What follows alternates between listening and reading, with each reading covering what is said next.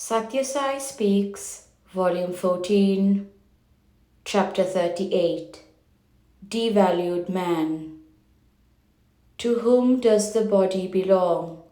To the mother who brought it forth, or the father who promoted its growth?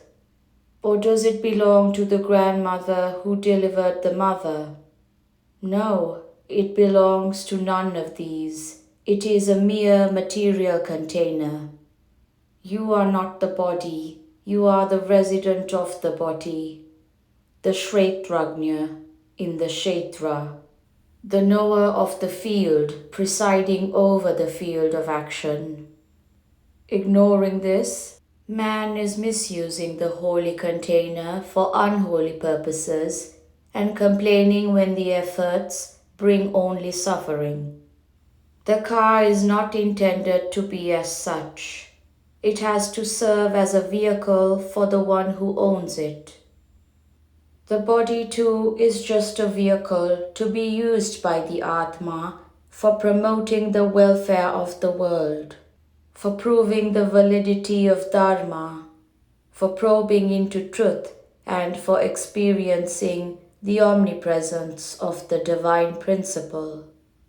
This is the preeminent purpose for the incarnation of the individual and his sojourn with this body. Every activity performed with this end in view is thereby sublimated into a yajna, holy sacrificial ceremony, for it is devoid of egoistic desire. The Veda Purusha Saptaha Jnana Yajna, the 7-day Vedic wisdom-related sacrifice, is now coming to a close. Today's ritual is the valedictory oblation. It marks the samapti, the end.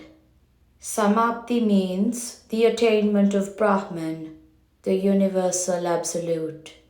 That is the final goal of all ceremonies and activities, all rites and rituals. Indra overlords the senses and the mind. You might have noticed that the Vedic deity, Indra, was invoked every morning and evening during the week and offered sacramental food. Along with Indra, many other gods too were welcomed and propitiated. Indra is not conceived as a distinct person residing in heaven. He is the monarch of the senses of man. He is the god in charge of the mind, which operates the senses and can also control the senses. Indra's controller aspect is known as Rudra. Indra is delineated as armed with a wheel with 10 spokes, the 10 being the 5 senses of perception and the 5 of action. The Rudras are 11, for in their case the mind is added as the 11th. Indra is known in the Vedas as Puruhuta, an appellation that means he who is called upon often. We have to call upon this Indra often to control the senses and keep the mind on an even keel. We must be always aware of the divine principle Indra that overlords the senses and the mind. Indra holds the mind back from the senses, which pursue every whim and fancy that they encounter. The reins of the Indriyas, senses, are in the hands of Indra. The mind is also subject to gusts of hatred, anger, and greed. These have to be sacrificed on the altar of the mind in the name of the presiding deity. This is the real yajna on which man has to spend his skills and energy. This valedictory oblation will ensure the destruction of the beast in man and enable him to shine in his own glow as man.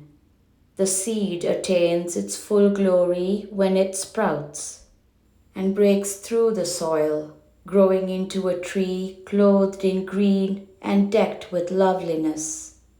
Man too has to break through his earthly, earthbound crust and become a full, free, fruitful human, filled with humanity. Every attempt in this direction is a sadhana, discipline, worth practicing. Do not endeavor to be exhibitionists. Therefore, strengthen the inner vision and seek to establish yourself in perfect equanimity, unaffected by the clamor raised by the senses. In Prashanti Nilayam, steps are being taken, stage by stage, to help sadhakas to succeed in gaining the inner vision. Puja, bhajan, japa, and tapas, worship, congregational devotional singing, recitation of holy words, and austerity must not be allowed to draw your awareness away from the high level of consciousness you have reached or are striving to reach. You must diminish more and more the outer rituals. You must withdraw your attention more and more from external activity. You should endeavor to be exemplars, not exhibitionists. Singing aloud bhajans or blatant dhyana sessions or attention-drawing rotation of rosaries, these are helpful for the time only to avoid gossip or scandal-mongering or argumentative conversation.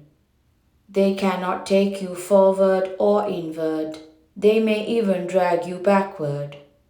Pompous and extravagant ceremonies that are designed to attract the attention of others have ruined the fair name of Indian spirituality. Even the recitation of Vedic hymns have suffered from the exhibitionist inclinations of pundits. Words are cut into absurd syllables in order to yield gymnastic pronunciations which jar the ear but impress the unlearned. The meaning of the text is ignored whenever such effects are sought to be produced, and great harm is done to the Vedas we adore. Guard your health by disobeying your tongue. That sense of adoration must be fostered by thought, word, and deed.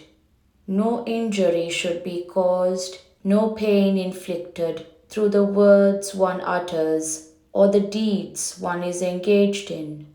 Nor should even a harmful thought pollute the purity of the mind. Resolve to reform thought, word, and deed. On these lines, and be assured that you have entered upon a more sacred yajna, sacrificial ceremony, than this one. Be specially warned of the vagaries of the tongue. Guard your health by disobeying it wisely. Guard your reputation by enforcing silence on it. The tongue revels in 5 ungodly games: uttering falsehood, indulging in slander, maligning others, gossiping endlessly, and justifying one's faults. These yajnas teach us to hold the senses in check. The tongue is verily a dangerous instrument. It has to be used with caution. Succeed in the struggle against the persuasive pulls of the senses. Then you deserve to be called the Yajmana, the master who has victoriously accomplished a divine task. Yearn to be the master, not the servant who is denied access to the treasure chest in the house. Do not be satisfied with the role of Pashu, the bound animal. Strive to be a man and become God, the Pashupati, the Lord of all life. The Vedas exhort man to speak the truth and to march along the path of justice. But he has become deaf to this call. No wonder man has become despicably devalued today, that he is cheated at every turn and decimated on the roads. Earth, sea, water, air, mind, senses, reason, body, all are polluted and poisoned. Mankind is adrift with no apparent goal. To save man from degradation and destruction, the system of values has to be overhauled. Character, straightforwardness, humility, detachment, simplicity, these must be restored to the position of man's highest ideal. Even the bodies in which we dwell have to be given up one day. They decay and disintegrate. Wealth, fame, authority, all these are but temporary tinsel. How long can a person stick to the chair from which he wields power over others? It is the ego that prompts him and deludes him into the belief that it will last. Mankind is adrift with no apparent goal. The holy task of fulfillment is forgotten. The sacredness of life is ignored. Unless these are rediscovered, goodness and godliness cannot thrive in this country and elsewhere. Embodiments of love. The demonic forces of egoism, envy, and greed have to be exorcised soon. Then alone can man blossom into this truth, goodness, and beauty. Then alone can the tongue utter sweet words of selfless love. Then alone can the heart urge the hands to engage in loving service. Then alone can man justify himself before mankind and attain the divine. Divine Discourse, Vijayadashami, October 1st, 1979.